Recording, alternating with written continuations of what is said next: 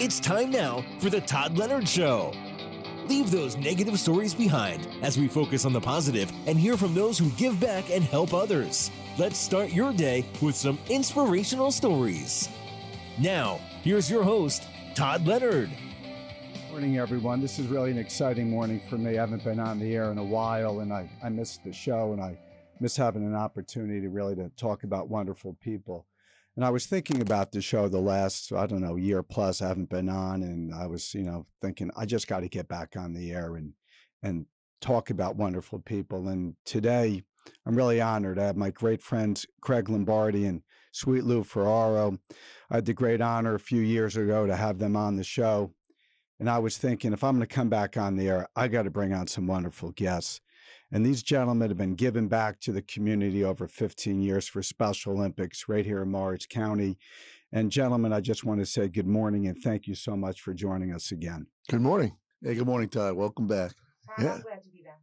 Well, thank you, Ellen. Ellen, our producer, is taking care of the video today. And also MK. I miss MK. She does a great job here at the studio. So once again, good morning, everyone.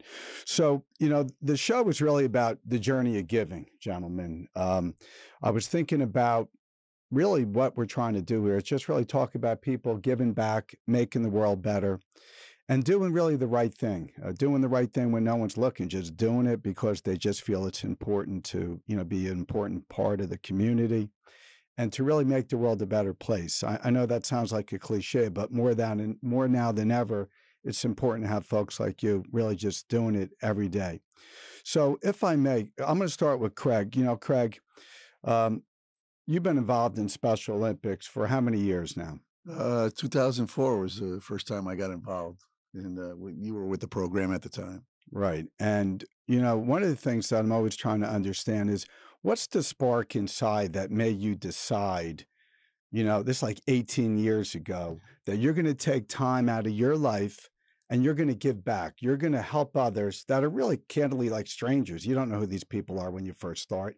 What was the impetus? I think it all boils down to the athletes. I just remember coming out. Well, initially I came out and I got some volunteers to scrimmage against one of your teams. And I've told the story many times. We just thought it was going to be, we'll just walk up and down the court, just help these guys learn their skills. Well, the next thing I know, we were losing 10-2. And I told my guys, hey, let's start playing. And it was just the spirit and the intensity of the athletes at all the different levels. I think that's what's carried me through all the years.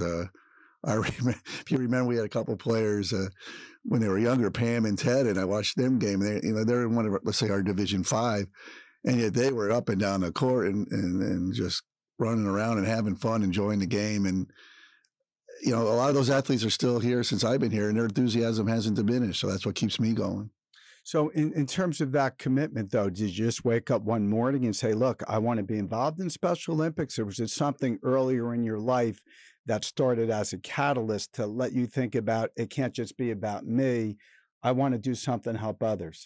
Oh, absolutely. I mean, I think that's started with my parents, and they were always doing things for different groups and whatnot. And I grew up, no matter what time of year it was, I was playing a sport, no matter what time of the day. And early, I will say this. I mean, early on, I did one of those Ronald McDonald things for, trying to help kids. And I remember the Jerry Lewis telethon. So I was always wanting to help other kids. And then as I grew up and became an adult, I've always been blessed with relatively good health. And obviously I had a great family, but I wanted to make sure I could help other people who maybe didn't have all the advantages I had. And sports was, again, my passion, and Special Olympics is the best way to take that passion and then help other people. And I've done a few different things over the years related to Special Olympics, just volunteer at various meets. But then when this basketball opportunity came along, it's been a much more intense thing. And it was just, at the time of my life, I've done different things. And then after about 10 years or so, I might say it's time to try something else. And that's how I got more involved in Special Olympics. And at the time, I thought maybe I could just help, again, just volunteer once in a while. But then once I got involved with the program, this for some reason, I knew this was my niche in life. And it's just been a crazy but wonderful 17 years now. And so I think it's just a combination. My passion is in sports. And, my parents always trying to help people. That instilled in me. And then this is just a way I can give back and, just feel good about what I'm doing during the day. It's really a blessing, everything you've done over the many years. So we're going to talk about some of the craziness in hoops in a little bit too. Sweet Lou Ferraro, you're a local guy right here in Randolph, New Jersey. You got your beautiful wife, your kids. And I had the great privilege of meeting you many years ago, and we're great friends. Like I'm great friends with Craig. Hopefully, even after today, you guys will still talk to me. But on a really serious note, what made you, Sweet Lou, decide? I call you Sweet Lou because you got a heart of gold. That's cool. What made you decide that I want to be involved in Special Olympics? Todd, I had coached my two older children in baseball, softball, and I loved coaching. I actually took some coaching courses in college to kind of spread it around a little bit. And I remember in 2005, a friend of our son, Andrew, who has an intellectual disability, said, you ought to look at the Special Olympics program in Morris County. Came in, saw the way, Todd, you and Craig were working with the athletes, and it just kind of clicked. It was going to be right for my son, which was really important to me. But I said, I played basketball in high school. I said, this would be a great way for me to give back to the community.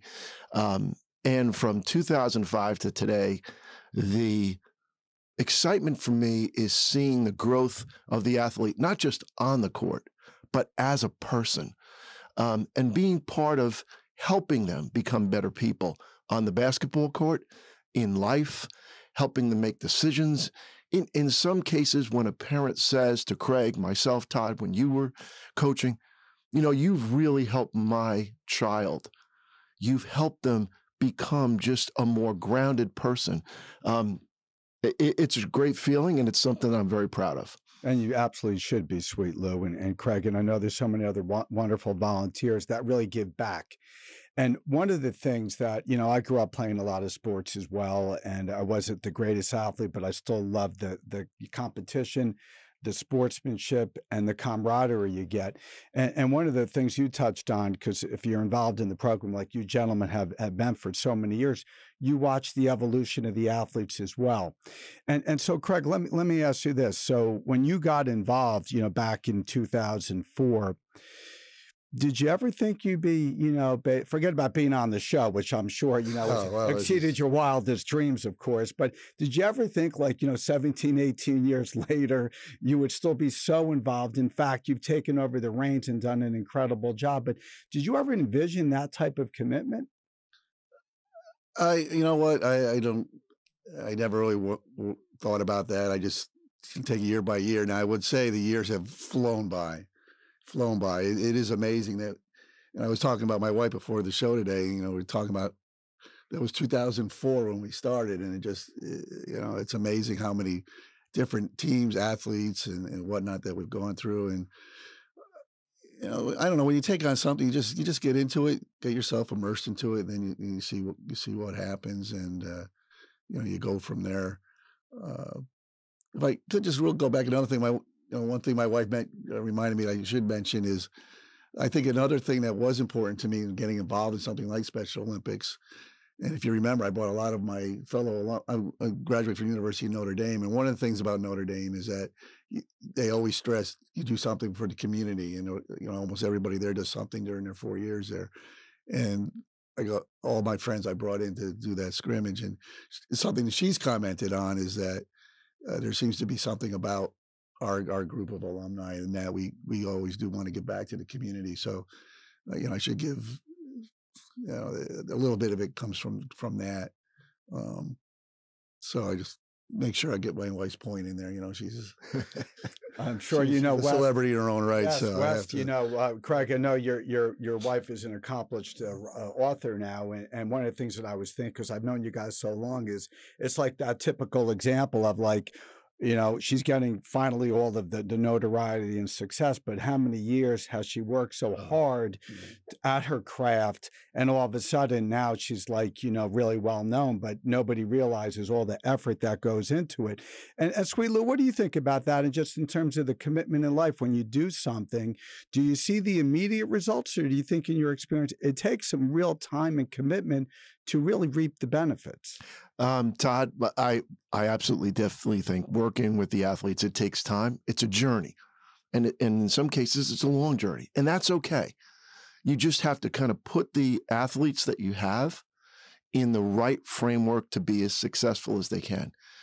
We've had some athletes who get on the court who are more physically challenged. That's okay. We'll find a role for them. We'll make sure that they're comfortable in performing to the best of their abilities. And it's not about trying to make sure that they're going to play as if they're Duke or Kentucky. Needless to say, Kentucky, we can talk about that later. But that they feel good when they leave the court, that they have done the best they can.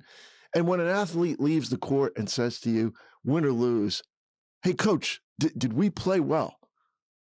And you look at them and say, how do you think you played? And they said, I think we played great defense. We lost by a bucket. That's okay. At least they know I gave it all. I left it all out on the court, and that's what's important.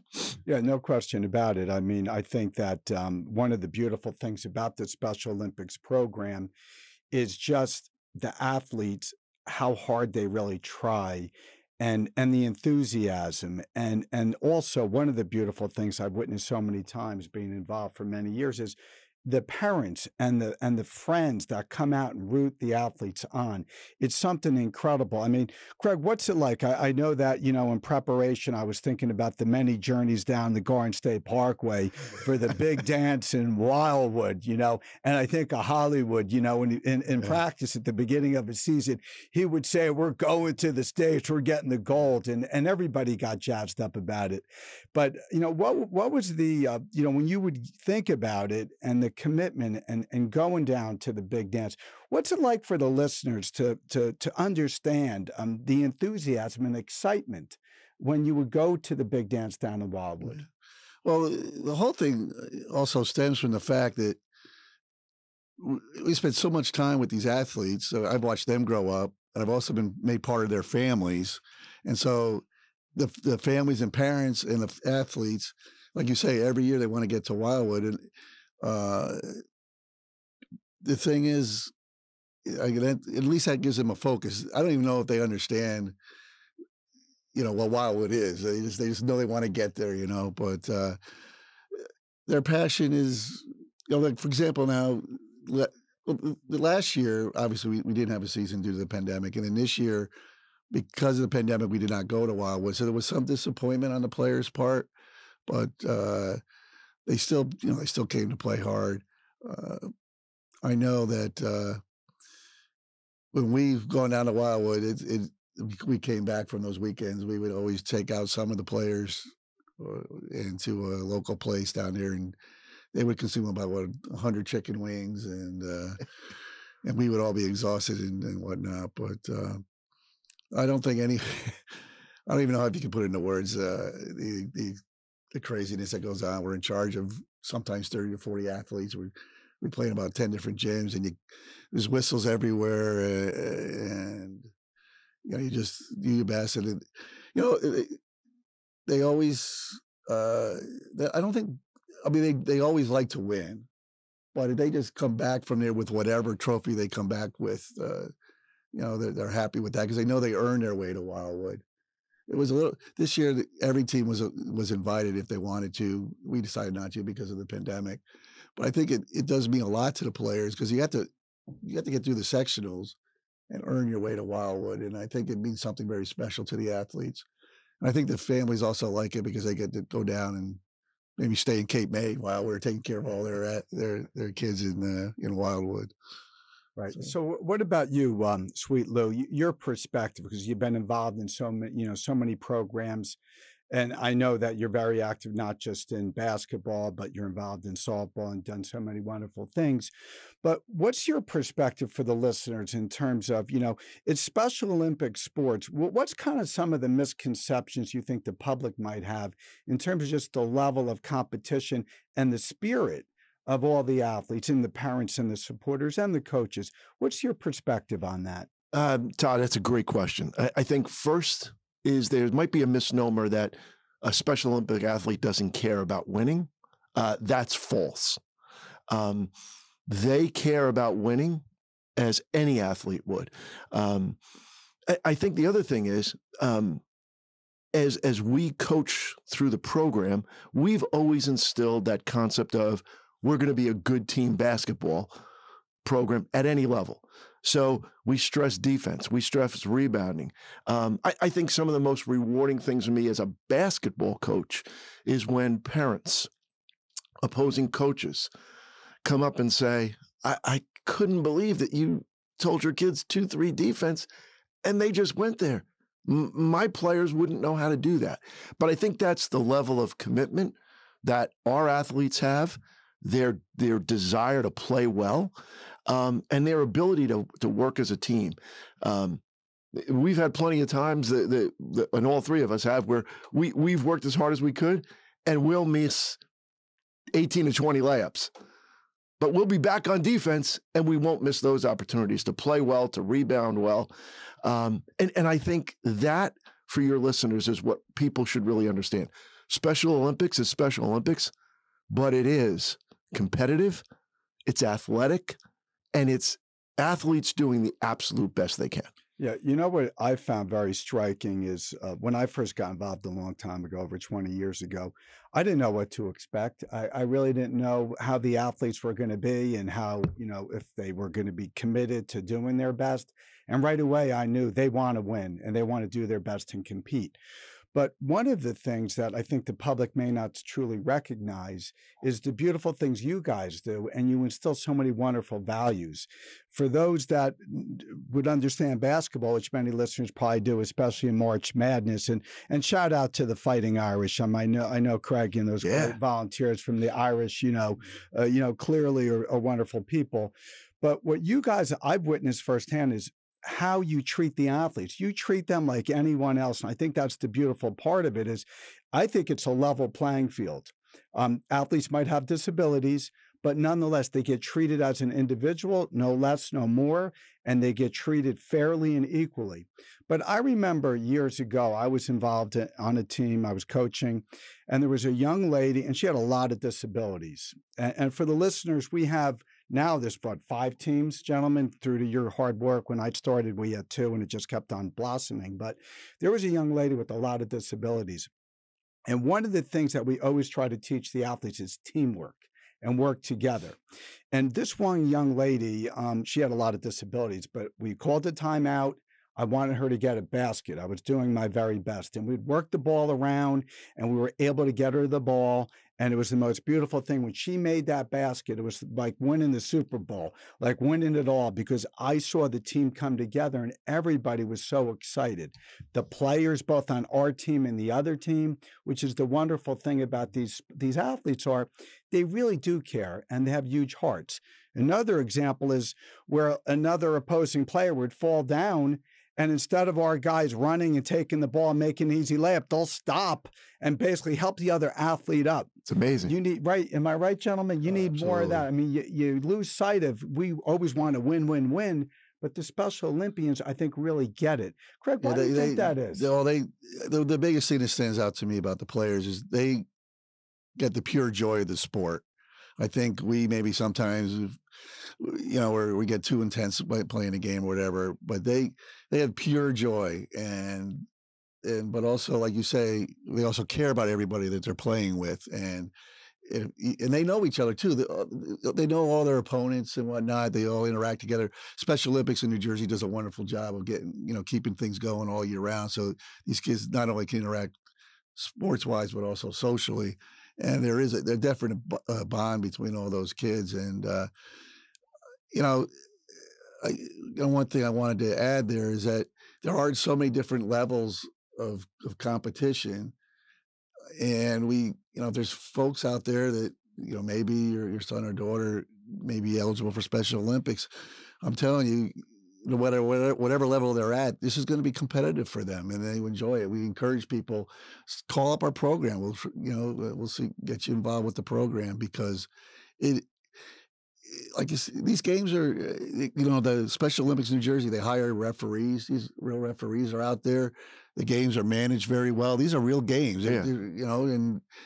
and they keep score. And people know the score, but they get over it much quicker than we do. As coaches, I still remember games that maybe we lost, but also some games that maybe were exciting that we won, and I know every play about it. These athletes, again, they play for the pure joy of the sport, and that's the beauty of it. I mean, sometimes you see, like, Lizzie is one or two. Her smile, no matter what the score is, that just makes your day. And can I ask a question? Yeah. I don't know that much about the Special Olympics, which probably a lot of the audience does not, because if your kids are healthy and they're in sports and, you see Special Olympics being advertised on TV, they're coming up. There are some athletes that may have, like, mental disabilities, and really, like, I don't know your child, but how do you separate maybe those athletes from people like maybe lost their legs and they, now they want to play basketball from a wheelchair? Like, is that part of the Special Olympics? Is that a different league, or do they just separate them for, like, like it's Paralympics? Yeah. Oh, so that would be Paralympics. So that's separate. Yeah, that's separate. See, I knew I was missing something. So Special Olympics really tries to stick to not just a physical disability. And again, everyone will find their level, and there's competition at every level. Every level. Yes, right. That is the beauty of it. So you do try to group so everyone can get out of it what they kind of want to get out of it. Right. I mean, our philosophy with our program is sometimes we'll try to move a player, push that player to a little slightly higher level, but most people will settle in at a certain level that they can compete at. I mean, and feel good. And it's just, but that would be like any other. It'd be like a high school team, right? Travel soccer versus local soccer, right? It's you earn your spot. Good. That's great. And so nothing's given to anybody. But on the other hand, we do encourage everyone gets to play during a game and all that. Right. Now there's 4 minutes to go and it's a 1-point game and you're playing for a gold medal. You're going to put out your best players. But the team, one thing that always amazed me is how these kids, they know what a team is, and they know. Some players go, I don't want to go and coach that. Right, this is not my time. Like you should put in, Joey or whatever. But I think that's the beauty of it. I mean, we feel like sometimes, we feel like we're big shots because you get involved in these games. It's like coaching the NBAs. Yeah. Right. So, Craig, if I may, so for the listeners that maybe have a child or a friend that they think would be a good fit, and one of the magnificent things about our program, which I'm so proud about, is not only do you guys do remarkable things day in and day out, but no matter what the level of disability, we find a spot for that athlete, which is, I think, so important because a lot of the other programs don't have that benefit. So that's the beauty of Morris County is we have like top level basketball. We have, players with major disabilities, but there's always a spot available for that athlete. So, Craig, for folks that are listening, if they want to get involved, and I don't want your lovely wife screaming at me that you're giving out some personal number, what would be the best way to reach out to you if they want to get involved? Okay, well, there's a couple ways. First of all, if someone is interested, they should immediately go to the state website, the sonj.org, and that'll show you the different geographical locations, and it will also give you a list of folks who are running different programs in those areas.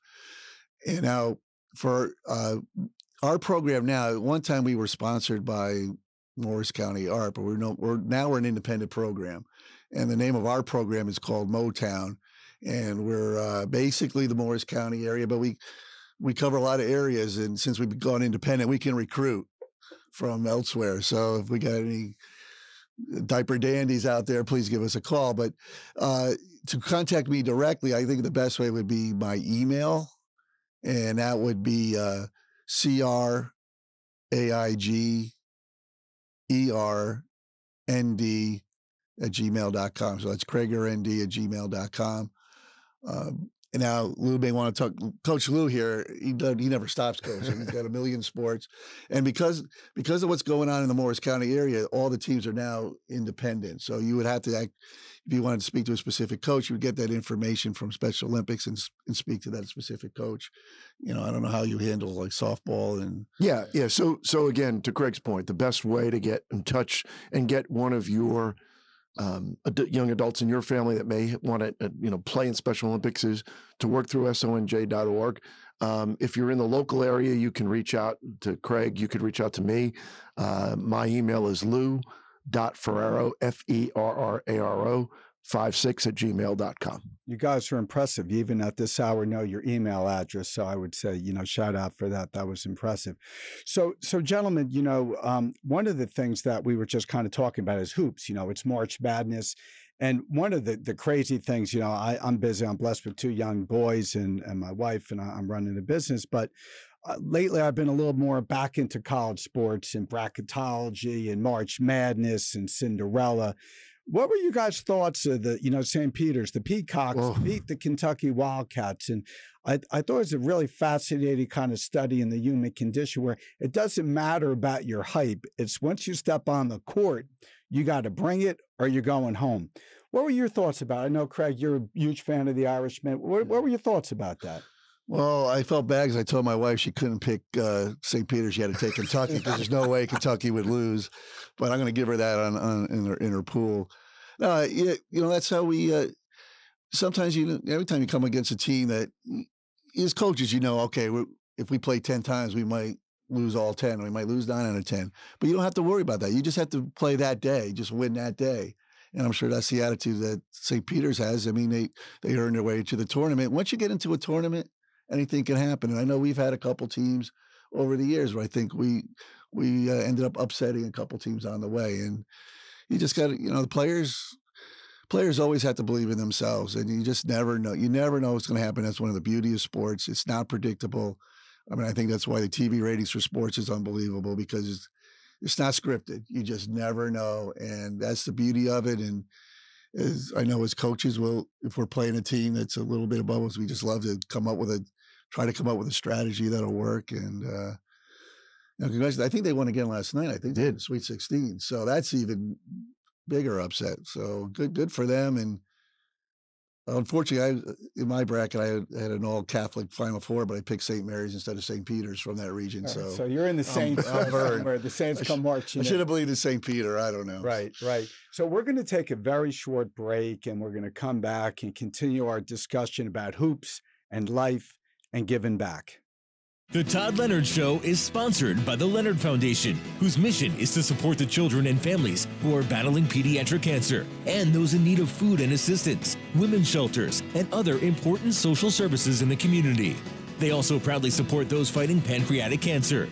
They feel it's vitally important to help those in need in our amazing community when they need us the most. Please join them in extending a helping hand and go to leonardcharity.org and donate now. Together, we can touch many lives. Welcome back, everyone. We're having an amazing conversation. We're talking about hoops. We're talking about Special Olympic sports. We're talking about the journey of giving with 2 great friends of mine, Craig Lombardi and Sweet Lou Ferraro. During the break, we were just kind of talking a little bit about one of the beautiful things. Again, I keep on using the word beautiful. It's repetitive because that's just how I feel about this program. But Craig, maybe you could speak to it about, the diversity of the athletes and the folks that are involved in Special Olympic sports. What's your perception over these many years? Yeah, well, just one thing in general about sports is I just feel like the one thing about playing in a game, especially I think basketball, is that's how you interact with a whole bunch of people from all different backgrounds. And one of the things about Special Olympics that is great is that these athletes range in age from, let's say, 13, 14, all the way up to 56, 57 years old. And they all come from different backgrounds. Their families are all from different backgrounds. And again, it's just, it's sort of the beauty of the mosaic of Special Olympics is, and all these different personalities are coming together. And I know Coach Lou, you just mentioned, one of the things also is that these athletes, they tend to play for a long time. I mean, these guys they've been playing longer than we've been coaching. So God bless them. I don't really play that much actively anymore. I can't cover anybody, but these guys are still out there. And I just think it's each athlete, you think about it, they have a unique personality. And again, I think that's the beauty of sports. Sometimes you learn about leadership and things like that. I think that is important in sports, but I don't know how much that carries into your adult life. But the one thing that does carry forward is, I see if I see a kid from Special Olympics, I'm not nervous about being around them because I've met them through basketball. If I see someone from a different ethnicity, we play ball together. It doesn't matter. You interact with everybody in the world, and it's you can always communicate about basketball or any sport. It's a way to communicate people. That's what guys do. We communicate. We talk sports, and when I go home, I know I'll probably ask how's Todd doing. I'll say fine, but then. But if we talk all this about basketball, we'll talk forever about it. But I just think that's another great thing about the Special Olympics is all the different personalities and how much they're committed to the program. So, Sweet Lou, I had a question from your perspective. I know you have a great athlete, Andy. We call him Moose. I mean, he's quite a great young man, and it's been really a beautiful thing watching him grow up really in front of my eyes. What's your perspective and thoughts with the parents of the athletes? Because, I mean, obviously you're a parent of an athlete, you're a coach, but you also have relationships with a number of these parents, which have been, so involved in the program. I've been involved over 20 years, and the strength of the program is not just you wonderful coaches, but it's the parents and it's the athletes. What's your view of the parents and your feeling inside when you see the parents there with their athletes?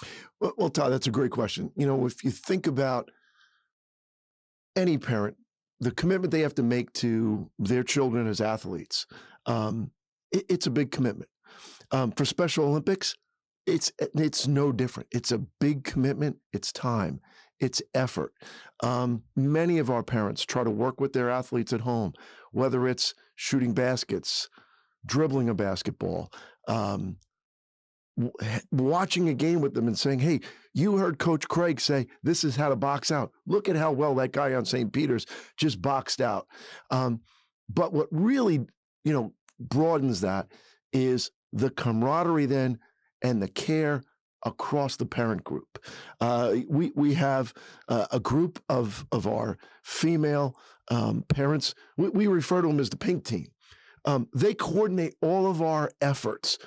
Craig and I coach. Craig does all the administration, which, I mean, God bless him for taking on all that.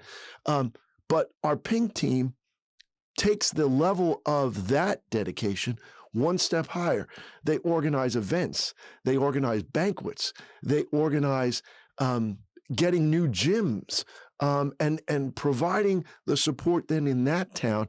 And when you see that and the love that's shared because of those groups, I can tell you personally, some of those families are some of the best friends that not only my wife and I and my son Andy have, but so do our other children. They love to come back. I mean, my son came back yesterday and worked with a couple of my coworkers. I'll say shout out to Frank and Ron for coming in yesterday and helping us.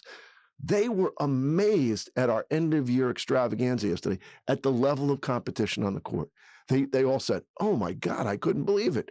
I actually had to really work hard to just compete in these games. Yeah. So, great thing. What Craig had brought up initially when I first met Craig and he brought, a lot of the great guys from the Notre Dame alumni, I thought, well, wait a minute, they're going to be in for a bit of a surprise, because I was surprised because the level of play, and this is once again some of the misconceptions of the public, is there's some tremendous athletes playing Special Olympics basketball. And I know when Craig brought the guys down, they thought it would just be, we'll pass the ball around, like this isn't going to be that competitive. And then, like you said, all of a sudden, wow, this is extraordinarily competitive. But to further touch on, I thought really the importance of the program, there's 5 different teams. So once again, for the listeners, if there's some folks that thinking their kids or friends could get involved in the program, you guys touched on it. There's a spot on a team for someone. It doesn't matter their level of disabilities. So I think that's so important for the listeners to understand through your great efforts. There's 5 levels now. It starts out with athletes the blue level, right, with the most disabilities, and then going all the way up to, I use it as an analogy, is high school basketball. I mean, they're playing a lot of sophisticated defenses, and the level of the competition is really extraordinary. Craig, I want to talk, if you have a moment here, to talk about the friendships that you've developed over the many years, being involved in the program, and what you've been able to form. So, what have you gotten out of it? Because you've given so much back, but what have you received?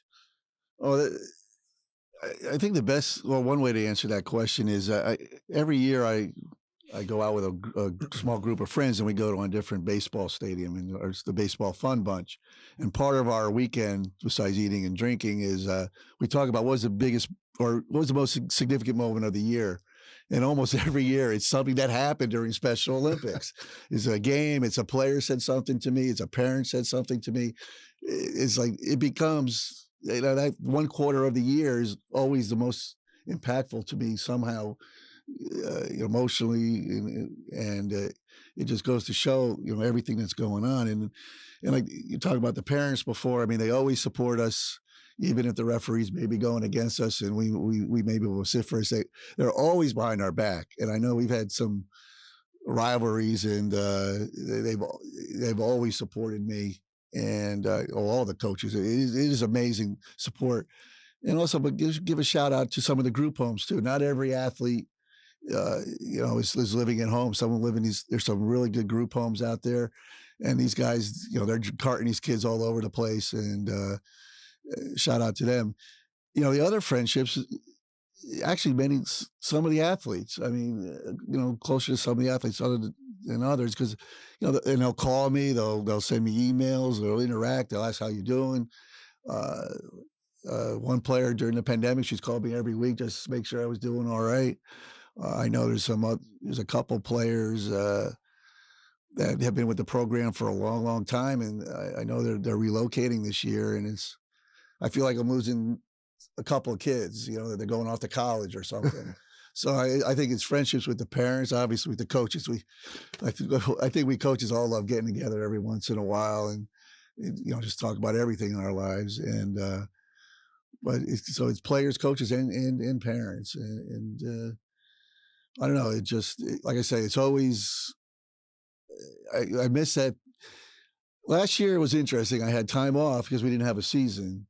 So it was the first time I was at home for 3 months, which was kind of relaxing. On the other hand, there was definitely a void in my life, and I missed all the excitement and the pageantry and people calling me up and saying I have a broken leg, but then showing up to practice next week because so they went to the doctor, everything was fine. So it's it's a crazy time of year, but it's a wonderful thing that I like you mentioned, I get more out of it probably than I'm giving, with all the support, whatnot. And I don't know what else to say. I mean, it's just, this is one of the few things in my life that I haven't gotten bored with. Just every year I look forward to it, and there's always something different. And I watch these players grow. Andy was a teenager, right, when he started, and now he's 14. He's 31. These are adults now. Yeah. It's crazy. And so I feel like I've shared part of him growing up. Absolutely. So it is a giant family, and we're also recruiting younger coaches. Oh yeah, I'll get that in before I forget. But we want to expand our family. We don't want to be stagnant. It's a growing family. And by the way, we had 6 teams. 16. 2 years ago before the pandemic. Now we were only 5 teams this year because some players opted not to play this year. But yeah, we're bursting at the seams a little bit, which is a good thing. We've heard some positive feedback from players from other programs about what they hear about our program. So. No, it's because of your guys' commitment, and it really shows out there with the athletes and the enthusiasm. Lou, I want to ask you the same kind of question. You've been involved, you're blessed, wonderful family, and you've been committed so all many years. And I know you do softball, right? You've done that many years. You're very active in that, and certainly hoops. What have you gotten out of it personally for these many years being involved in Special Olympics? I would say, Todd, it's simple. It's Craig touched on this. It's the friendship with the athletes, and it's the expanded friendship with the families. We all, as a parent with a Special Olympic athlete, we all have kind of a common bond from that perspective. And that means that the more that our young adults, as players and outside of that, socially interact, the better their quality of life is. It's amazing when these people get together, the care, the concern they have for each other, the support they have for each other.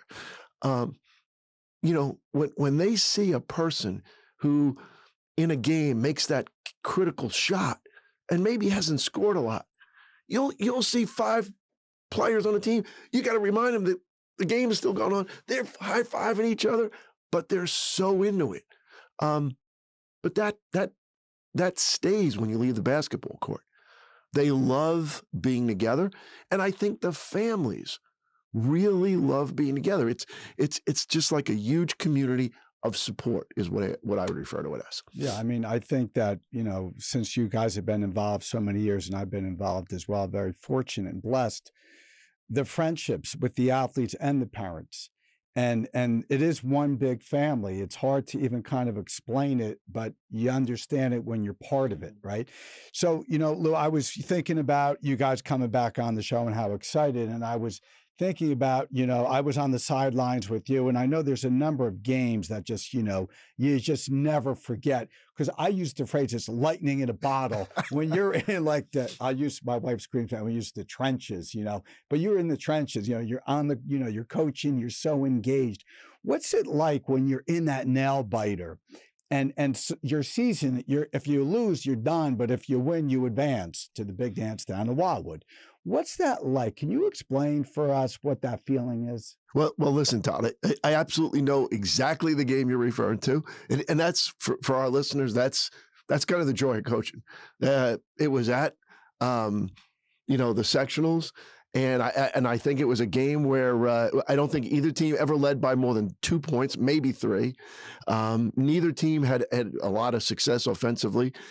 Luckily, I had you by my side because one of the things that it gets so just intense when you're playing a competitive game against a rival where the athletes on both teams are going to hug each other after the game. That's just the way it is in a lot of competitions. But it really is for the moment. You live for that moment. Not really for yourself, but for those athletes. What can I do if I call a timeout? Can I inbound the ball faster and get a quick basket? I have to remind the athletes, hey, listen, whatever you do, just don't foul, okay? And sometimes there's 20 seconds left, we're up by 3, we don't need to score. Just protect the rock. But it's, when you're involved in that, that's when you see the hard work of the athlete and what you've put in as a coach. Whether you win or lose, you kind of see the fruits of that labor.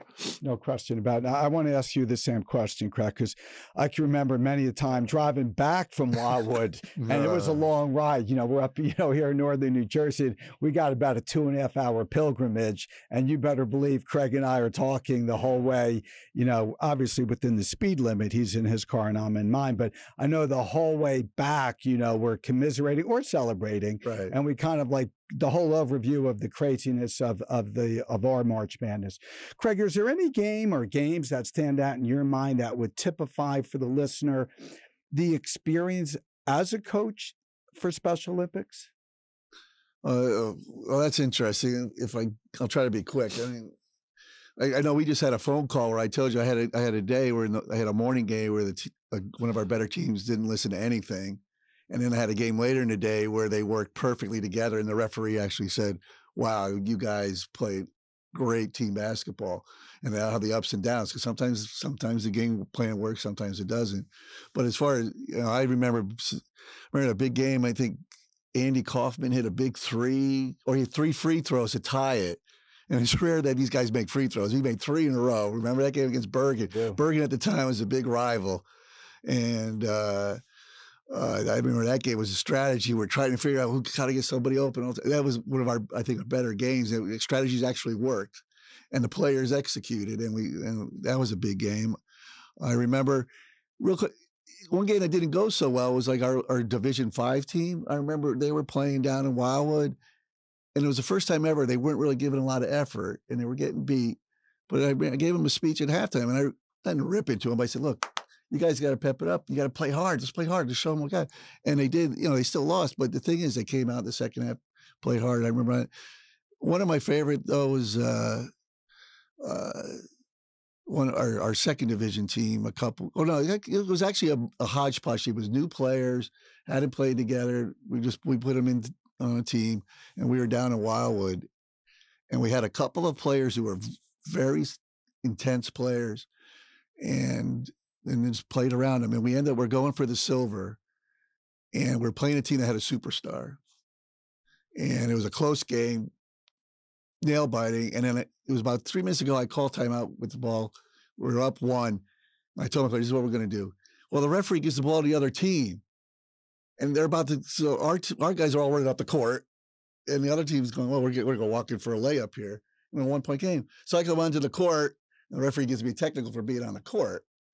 So I go, well, you can't give them the ball. Well, anyway, I still got the technical, and I think a couple of my players thought I was getting arrested. I don't know. They didn't really realize what was going on. Oh, my God. So I remember telling them, look, Coach Craig made a mistake. You guys got to make up for it. And we had one guy, I saved him the whole game just to cover this superstar for the last few minutes so he wouldn't fall out. But he shut that guy down, and then these guys executed a 4 corners, holding the ball, and it was really one of the more enjoyable victories that I can recall. And it just shows you that athletes will listen, they'll execute strategies, but it's also very emotional. And fortunately, I only got 1 technical. I think he only made one.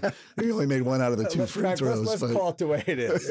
You get rather passionate out there. I did. I've seen. I had a technical with you once. The referee said, "Well, you need to pipe down," and I said, "I would if you start making the right calls." And can I ask you a question? Do you ever have parents? Like, I go to the regular sports games, and there's parents. You're like, "Can you just go stand in the corner because we're just trying to enjoy this game, and you're just ruining it." But I guess you get that here too, huh? Oh yes, it's the same. Yeah, Hollywood's dad was pretty vociferous, but nothing. He wouldn't go down and on the court or anything, but you could hear them in the stands, and he was a pretty loud guy, right? I guess parents are parents, right? We're just built a certain way, and we're passionate. And parents are parents, and people are people, and that's once again what Special Olympics is. Everybody's really the same when you peel the onion back. Yeah. But going to the parents, they do care deeply about the games. They care about their athletes. And there are times where, the kid could be getting assaulted on the court, and the parents let the ref know that's not, you got to call a foul. Right. But once again, the parents have their heart in the right place.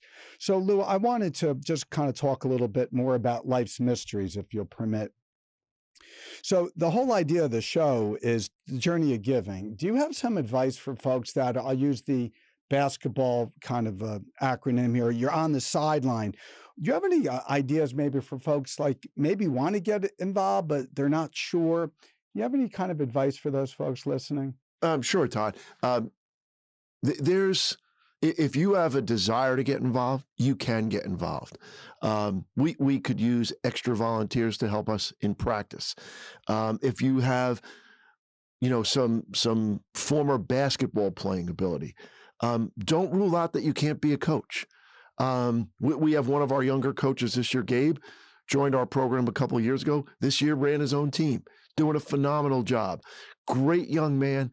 So engaged with the athletes, and they have a lot of respect for him. But when he came to us, he said, listen, I just want to learn. I want to learn how to work with the program. There's a lot of ability to get involved. We've had now some young adults in communities who have volunteered and have come in and have worked with Craig, myself, our other coaches to help us on the court. They'll run drills for us. They'll help individual players with doing foul shooting and how to focus their shot better. So volunteering also can be very, very rewarding. And when you see that you're helping a Special Olympic athlete, the passion you'll get back from that athlete, it's second to very few things in life. Amen to that. I think people really get, I remember doing track and field, one of my initial forays, and I was talking to somebody and I thought he was one of the organizers, and it turned out to be he was one of the athletes. And he played basketball too. He had blonde hair. He ended up being on the council. I know we have a guy now like Brian Canavina. He's on the council. He just graduated from college and everything. And so great young man. Yeah, oh my God, he's amazing. Oh, Brian is a real one special person. But you're gonna fall in love. These are the kind of athletes you get along with. And I think these volunteers, they start doing it, and all of a sudden, they just they fall in love with the athletes. I don't know if there's a better way to phrase it. I mean, I feel the same way from the deepest part of my heart, just being involved and meeting so many wonderful people. I've met incredible folks like you guys and the athletes and the parents. I've gotten so much more out of it than I ever thought was possible. For those listening, there is opportunities out there, whatever it might be. It could be Special Olympic sports. It could be doing Habitat for Humanity. It could be whatever your passion is. But I always tell people, put your foot into it. Yeah. Take a shot at it. If it's not for you, you try something else. But so many people are afraid to take that step forward. And I think they miss out on so many opportunities in life. Craig, in terms of, your involvement, you're busy at work, but you still find the time. How does that work in your mind? Like, you're like, all right, I'm working all week, but then I got the whole weekend, because it's a commitment for the listeners. It's Saturday, basketball madness from like 9 until like 1:30. And then you got games all day Sunday. And let's be realistic. You do get a little loud out there, so I'm sure by the time you come home, not only do you need a beer, but maybe a tranquilizer. But I'm sure my wife says that about me anyway, without doing any coaching. I have known. I think one of the other programs, one of our players practiced with one of the other teams, and she learned that the coaches think I'm crazy. So I guess that's not bad. As long as they think I'm crazy, I don't know what I'm going to do on the court. So that's good, I guess. There's so much intensity, but for me, I'd much rather be intense about that on the weekend and worry about work all weekend. So in a way, it's been easy for me. I will say, I don't know what your experience is, but the first couple months, my wife is all on board with it. Usually near the end of March, then it's like, okay, let's go, waiting for spring. And I need to see it, because really, I can't, I just commit myself to the program. It is, if you're going to help manage the program and also coach the teams, it is a time commitment. It is. And first week of January through the end of March, I won't travel. I don't have time to do that. I'd rather do this. And so I make the time. It's not finding the time. I want to make the time. I get more upset if something happens that I don't have the time to coach basketball. So again, for me, it hasn't really been that much of a burden, although I am exhausted. End of March, I do like to just burn out for a couple of weeks, because everything's going on. And but I think you just mentioned, you keep looking for whatever you want to do for a community. Find what your passion is. And then it doesn't become a burden of time. It becomes, that's what you want to do for your time. Everything else becomes a burden. Right. One thing, right. And just to touch on that for the listeners as well, everybody has a gift in life. You could be a great coach. You could be a great artist. You could be just a person, you love people. You could be incredibly smart. You can mentor some people. You can lift up the community. Sweet Lou, before we, conclude this, really amazing show today, what are your thoughts about, the life's lessons that you've been able to, kind of learn over the many years? First, it's treating each of our athletes as individuals, with respect, and trying to build a one-on-one relationship with each of them, so that I can help them be the best person they can be on the court or off the court. A perfect example, a young man who we've coached, all of us, many years. I'll just use his name as Mark. When we would go to a competition, especially in softball, and weather would be extreme. And we had some athletes who were, oh my God, coach, I'm really afraid. It's thunderstorms. I don't like lightning. And Special Olympics, you do a great job of keeping us safe and secure, but people just didn't like the noise. And Mark would say, well, let's get together and let's do a trivia thing as a team. What I learned from Mark is he knows that I love music. His knowledge of the history of music and of rock music, he would ask questions during trivia like, Coach, I know you like rock. Give me 3 bands that Eric Clapton was in before he was in Cream. And I'd be like, oh my goodness, I should know this. But, and you just realize how incredibly gifted so many of these young people are. It's amazing. Yeah, and if I could real quick add to that, these kids are social. They want to go out and do things. And if you see someone in school that maybe has a disability, whatever it is, don't exclude them from activities. Invite them. Go to them. Take them to a movie or something, because we all have issues. And I just wish some of these kids, sometimes you hurt for them because maybe socially they don't get out as much. But you see someone, invite them out. It's always better to be inclusive than exclusive, no matter what age you are. Great point. That's also just life's mysteries as well. You got to treat everyone and include people. No one likes to be excluded. Yeah, and you're going to get something out of it. They know music. They know everything socially. No question about it. And that's one of the wonderful things about you guys. You not only have treated everyone so fairly and equally, but you're great friends of mine. And I feel blessed to be basically involved with guys of your caliber. I mean that sincerely, because you go through life and you get to know the good from the bad, and you guys are wonderful. So I just want to say God bless both of you for all of your commitment. Don't stop what you're doing. Let's hope we get some new, younger coaches as well. No disrespect to you guys. Maybe an old coach might come back. You never know. A bit older. Right. But once again, though, it's amazing what you guys are doing. And I know the community really appreciates it. Each week we bring on wonderful people. Next week, I'm going to bring on my great friend, Dr. Goldstein. He's been doing remote area medical. We're going to talk about his commitment, his involvement with it, with his son now, Zach, in the tradition of excellence. I just want to say one last thing before we go. I don't know if you're religious or not, but I'm praying for the Ukrainian people. Absolutely. I really hope there's a very, very quick, peaceful resolution at this point. It's a heartbreak when you see the carnage going on, and I pray for them. And once again, I wish everyone a blessed and safe rest of this weekend. Please tune in next Sunday at 9. Take care. For over